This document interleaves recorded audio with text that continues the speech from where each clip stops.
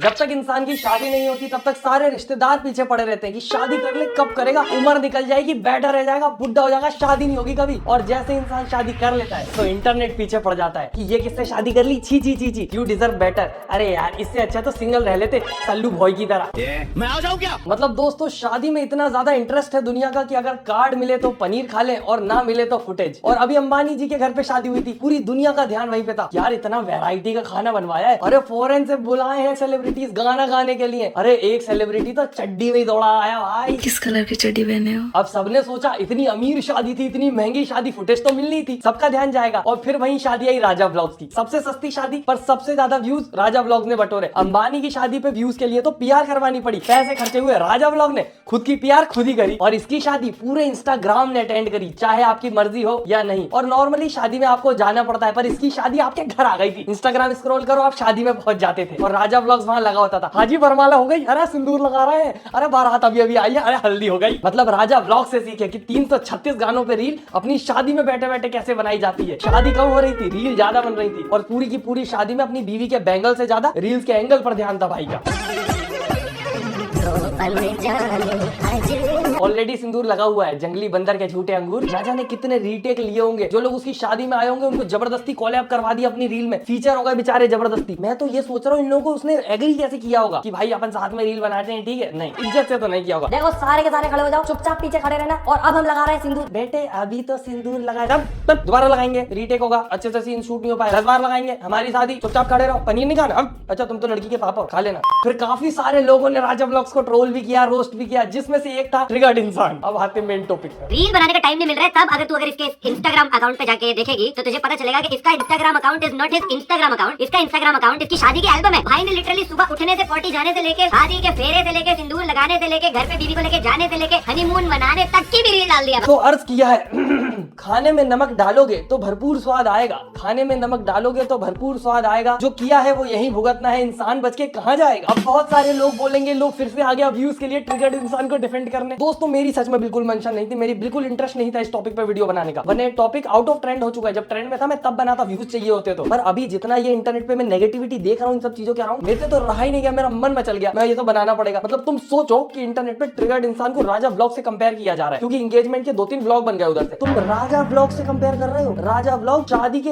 एक दिन के जो वो इवेंट्स होते हैं उनको 5-6 रील में यूज करता है और उसके बाद 2-3 व्लॉग भी जाते हैं राजा व्लॉग्स। मतलब तुम खुद सोचो कितना इलॉजिकल है ट्रिगर्ड इंसान को राजा व्लॉग से कंपेयर करना। कि उसकी जब शादी हो रही थी तो वहां पर वो जो वीडियोस बना रहा था वो ऐसा नहीं था कि तुमसे मूवमेंट शेयर कर रहा है, तुम्हें अपनी शादी में इन्वॉल्व करना चाहता है, नहीं। वो उस पूरी की पूरी शादी को बस ऐसा सेटअप यूज करता था बॉलीवुड सॉन्ग्स पे लिपसिंग करने के लिए। मतलब आप अगर ध्यान दो तो राजा व्लॉग्स के ट्रोल होने का सबसे बड़ा रीजन ये था कि ना उसका अपनी शादी पे ध्यान था, ना अपनी बीवी पर, सिर्फ रील बनाने पे ध्यान था कि धड़ाधड़ कितनी रील बना लूं। और दूसरी तरफ तुम ट्रिगर्ड इंसान को ट्रोल कर रहे हो कंपेयर करके। तो उसके घर से केवल कितनी एंगेजमेंट की वीडियो आई है? उसकी मम्मी ने व्लॉग बनाया है, वो व्लॉग है, उसमें स्टोरी टाइम बनाएंगे। भाई वो अपनी जिंदगी भर के सारे इंसिडेंट की स्टोरी टाइम सुना देता है तुम्हें, जो बीत चुके हैं। तो अभी तो ये करंट में है, तत्काल का मामला है, उसको तो बनाना पड़ेगा। और तीसरा आया था ट्रिगर्ड इंसान के भाई फुकरा इंसान की तरफ से रिएक्शन फैन एडिट्स पर। तो भाई फैन जो रहते हैं वो इतनी मेहनत से एडिट बनाते हैं, वो चाहते हैं कि उनको भी रिकॉग्नाइज किया जाए, अप्रिशिएट किया जाए। तो उसने ऐसा भाई होने के नाते कर दिया। और आप अगर ध्यान दो तो ये फैंस ही सबसे बड़ा कारण है कि बिना पीआर के ट्रिगर्ड इंसान की एंगेजमेंट इतनी ज्यादा वायरल हो रही है। और ये तीनों के तीनों कंटेंट अलग अलग थे, ऐसा तो था नहीं कि एक एंगेजमेंट में 3 तरफ कैमरा लगा के 3 चैनल पे अलग अलग डाल दिए। और सबसे ज्यादा बेतुकी बात की व्यूज के लिए वीडियो डालना। भाई यूट्यूब पे हर इंसान व्यूज के लिए 100% में से 99.9%, वो जो 1-8% होंगे वो मजे करने आए होंगे, पर सारे लोग व्यूज के लिए हैं यहाँ पे। और कोई बुराई नहीं है व्यूज के लिए होने में, जब तक आप कुछ गलत नहीं कर रहे हो। और क्या कुछ गलत था उन एंगेजमेंट ब्लॉग्स में? ना,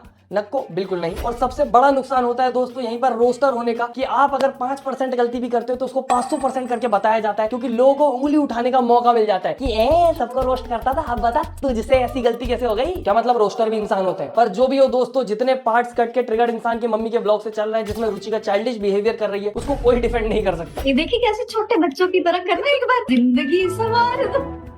ऐसे लग रहा है जैसे छोटा बच्चा आ गया घर पे। भाई गॉड, सीख लूंगी मैं। आई नो कुछ लड़कियां जब ज्यादा खुश होती हैं या फिर वो अपने वालों के आसपास रहती हैं तो ऐसे चाइल्डिश बिहेवियर करने लगती हैं। मैंने भी अपने आसपास देखी हैं ऐसी लड़कियां, और ये इतना भी कोई ज्यादा चाइल्डिश नहीं था जिसको ट्रोल किया जा रहा है। पर बात ये है कि जब आपने खुद दूसरों को दुनिया भर को पॉइंट आउट किया उस चीज के लिए कि भाई साहब ये कैसी हरकतें हैं बच्चों जैसी, तो आपकी तरफ से वो चीजें नहीं आ सकती। या तो ये चीजें छुपा के रखनी चाहिए थी कि तुम्हारे घर में भी ये सब हरकतें होती है, नॉर्मल है, या तो फिर आंटी को ये पार्ट ट्रिम कर देना था, या तो शूट ही नहीं करना था। वैसे आंटी ने भी नहीं सोचा होगा कि इतनी सी चीज का इतना बखेड़ा बना देंगे इंटरनेट पे लोग, पर इंटरनेट ऐसे ही काम करता है। बाकी अगर तुम्हें सच में रुचिका की ये हरकतें क्रिंज लगती हैं तो मैं तुम्हें दिखाता हूँ असली क्रिंज किसको कहते हैं। जो निब्बीपना क्रिंज होता है ना, एकदम चाइल्डिश बिहेवियर की एक्टिंग करने वाला, वो दिखाता हूँ मैं तुम्हें। वो सुना दो ना, टमाटर वाला सॉन्ग बहुत वायरल हुआ तुम्हारा।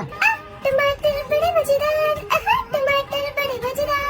इसको कहते हैं क्यूट बनने की खतरनाक जानलेवा कोशिश। ये इतनी ज्यादा इरिटेटिंग लगती है दोस्तों मुझे, टमाटर बड़ी मजेदार। भाई मेरा सच में मन करता है अपनी आंखों में मैगी मसाला और कान में केचप सॉस वगैरह भर के बहरा अंडा सब हो जाऊं इसको देखने से अच्छा। तो ये बात है कि इस लेवल का क्रिंज झेला हुआ है हमने, तो ये जो क्रिंज का तुम कंपटीशन कर रहे हो इसमें तो कोई कंपटीशन ही नहीं है। बाकी दोस्तों बहुत सारी क्लिप ऐसी भी आ रही है पुरानी रुचिका की जिसमें वो उनके फ्रेंड्स के साथ है, पर बात तो वही है, वो तो मुझे उसके फ्रेंड भी नहीं लग रहा है, क्योंकि जिसमें अपनी दोस्त की बेइज्जती हो रही है पूरे इंटरनेट पे, वो वीडियो आज भी इंटरनेट पे है, तो समझ लो कितनी ही ज्यादा दोस्ती जा रही है। बाकी तो एक चीज ये भी रहती है कि इंसान अपने दोस्तों के बीच और फैमिली के बीच अलग अलग रहता है। लोग बोलने लगे ऐसी लड़की, ये देखो ट्रिगर्ड इंसान ये डिजर्व करता था क्या? तुम्हें क्या पता ट्रिगर्ड इंसान अपने दोस्तों के बीच में कैसा? इंटरनेट पे तुम्हें जो दिखाया जाता है तुम उसको रियल मानते हो। मतलब एक तरफ हम बात करते हैं फेमिनिज्म की और एक तरफ इंटरनेट का आधा हिस्सा उसके पीछे पड़ा हुआ है कि कैसे साबित कर दे कि ट्रिगर्ड के लिए एक नंबर की गलत लड़की है, ये कहां से ढूंढ लाया ट्रिगर्ड। और आधे से ज्यादा लोग जो ये सब कर रहे हैं वो जल रहे हैं दोस्तों, क्योंकि ऑब्वियस सी बात है इतना ज्यादा सक्सेसफुल हो गया है वो बिना किसी कंट्रोवर्सी, गाली गलोच, लफड़े झंडे के, और साथ में पूरी फैमिली भी ग्रो हो गई। अब नेपोटिज्म बोलते हैं लोग उसको, मेरे को तो हंसी आती है कि यूट्यूब पे भाई तुम्हारा खुद का सेकंड चैनल ग्रो कर लो ना तुम, वही बहुत बड़ी बात होती है। अपने घर वालों को ग्रो करवाना तो और ही खतरनाक चीज हो गई। पर हंसी इस बात पे आती है कि नीचा दिखाने के लिए तुम कंपेयर भी किससे कर रहे हो?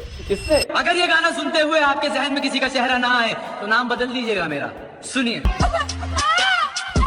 बस एक चीज, सिर्फ एक चीज देके भेज दिया भगवान ने इसको, कॉन्फिडेंस। और कुछ है ही नहीं, शर्म हया लाज शर्म कुछ भी नहीं है। और एक तो भाई इसको शर्म भी नहीं आती और दया भी नहीं आती। एक तरफ ये कार्टून बना घूम रहा है, एक तरफ इसके पापा।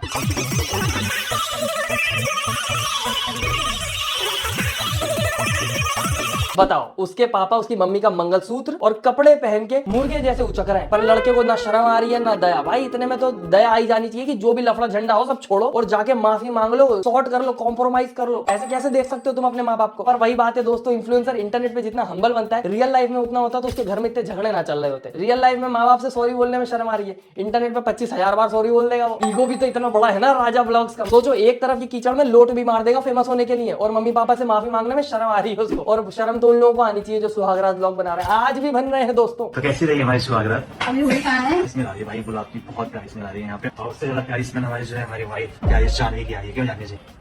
जानवी रेडी है तो मस्त अभी जाके बेड पे बैठ जाओ, ठीक है? फाइनली गाइस आप नया करते हैं ना, आप ऐसे घूमने लेके बैठती है। मैं घूमने लेके बैठूं। आखिरी में तो मैडम जी भी कंटेंट डिसाइड करने लगी, अरे नया कंटेंट रहेगा, आप घूंघट लेके बैठो जी। सोचो अब तो सुहागरात का व्लॉग भी आउटडेटेड हो गया दोस्तों, कुछ नया कंटेंट देने का सोच रही है मैडम। अरे बैठो यार, वो आउटडेटेड हो गया, लोग क्या बोलेंगे? वापस वैसी सुहागरात नॉर्मल। छी शर्म नहीं आती क्या हमें? जब तक इज्जत का सौदा ना हो जाए, काहे के ब्लॉगर, काहे के इन्फ्लुएंसर। बाकी दोस्तों ट्रिगर्ड इंसान के मामले में तो मैं सोच रहा हूँ कि जब अभी शादी होगी तो जितनी ट्रोलिंग हो गई अभी एंगेजमेंट में, ये लोग शादी का ब्लॉग वगैरह डालेंगे कि नहीं डालेंगे? क्योंकि एंगेजमेंट तो एक दिन की होती है, शादी में इतने सारे फंक्शन होते हैं, कंटेंट की बारिश हो जाती है। पर मुझे लगता है एक जो क्रिएटर होता है ना, वो एक टाइम के बाद ऐसे हेट ट्रोल रोस्ट इन सब से इफेक्ट होना बंद हो जाता है। उसको फर्क नहीं पड़ता, उसको जो करना है उसको वो करना है, उसको जो लग रहा है ऑडियंस के लिए कंटेंट डालना है वो डालेगा। और जितने भी लोग आज ट्रोल कर रहे हैं, एक दिन इनकी भी शादी होगी और इनके भी ब्लॉग्स आएंगे, क्योंकि आज के टाइम पे कंटेंट क्रिएटर के पास सरदर्द और ब्लॉगिंग चैनल दोनों होते हैं। बस पारस भाई जैसी हिम्मत नहीं होती। एक शादी हुई, डाइवोर्स हुआ, कंटेंट बहुत सारा चला गया, उसके चक्कर में प्राइवेट करना पड़ा, तो न्यू कंटेंट अपडेट करना था, दोबारा शादी कर ली, फिर से कंटेंट अपडेट हो चुका है शादी का। मतलब ऑडियंस से बढ़ के थोड़ी ना एलिमनी दोबारा दे देंगे। बस एलिमनी की टेंशन आंटी को, ये देखो कैसे बैठी है थंबनेल में। कोई बात नहीं आंटी, ब्लॉग डाले ना दोबारा पैसा आ जाएगा। मतलब आप ही सोचो, उसको एलिमनी मिली, उसने कार खरीद ली, इसने दोबारा शादी करके एलिमनी का पैसे वापस कमा लिए। और ऐसे ही मुझे पता चला दोस्तों कैसे पारस ठकराल का चैनल ब्लॉगिंग चैनल नहीं है, एजुकेशनल चैनल है। यहाँ से आप सीख सकते हैं कि शादी का पैसा जो खर्चा होता है उसको वापस कैसे कमाया जाए। सबसे पहले एक लड़की लाओ और उसको पहनाओ मास्क, क्योंकि मास्क रहेगा तो सस्पेंस ज्यादा चलेगा। तो सबसे पहले आपको एंगेजमेंट शुरू करना है, सगाई के लिए रिंग फाइनल कर दी, surprise 5 hour left for ring ceremony. एक काउंटडाउन भी चलाना पड़ता है दोस्तों रिंग सेरेमनी से पहले, फिर उसके बाद एंगेजमेंट ब्लॉग आ गया। एंगेजमेंट